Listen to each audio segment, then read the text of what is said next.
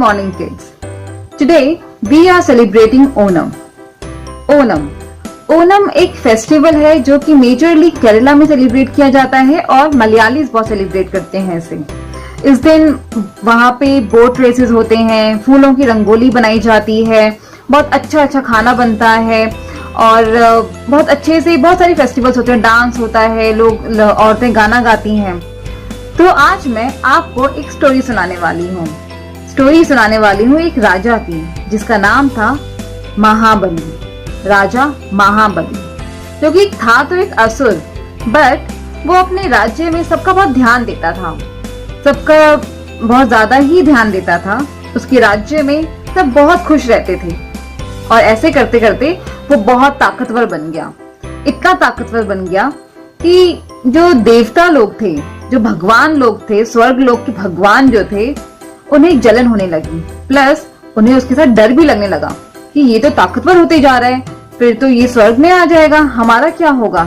सारे भगवान लोग डर जाते हैं। तो वो इस डर की वजह से वो भागते हुए जाते हैं भगवान विष्णु के पास। भगवान विष्णु से बताते हैं कि एक राजा है पृथ्वी पे, राजा महाबली, जो कि बहुत ताकतवर है, उसके राज्य में हर कोई खुश रहता है। तो विष्णु जी से वो ये रिक्वेस्ट करते हैं कि आप इससे इसका राज्य ले लो।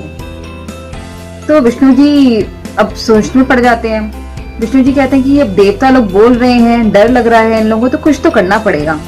तो विष्णु जी महाबली के राज्य में जाते हैं और वो विष्णु अवतार में नहीं जाते, वो एक बौने का रूप लेते हैं, एक ब्राह्मण का लेते हैं रूप, जो कि एक बौना होता है, वामन।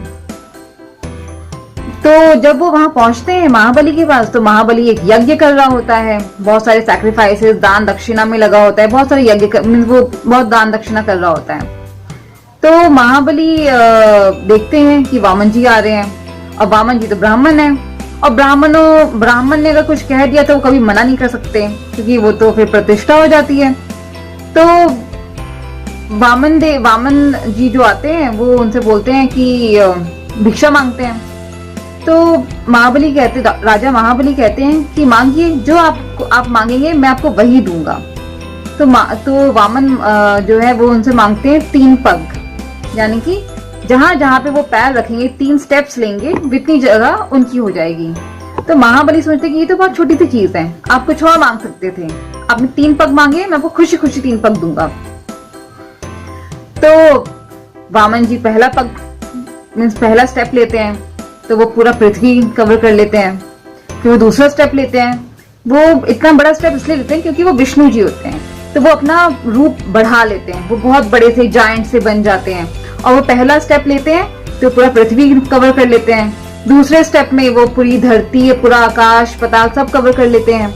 अब तीसरे पग के लिए जगह ही नहीं बचती कि वो तीसरा पग कहाँ बढ़ाएं। तो महाबली इतने उदार थे, इतने दानी राजा थे, वो उन्हें कहते हैं कि आप मेरे सर पे पैर रखिए, यानी कि मैं आपके अधीन हो जाऊंगा, आपका हक मुझ पे बनेगा। तो वामन जी तो वो यही चाहते थे।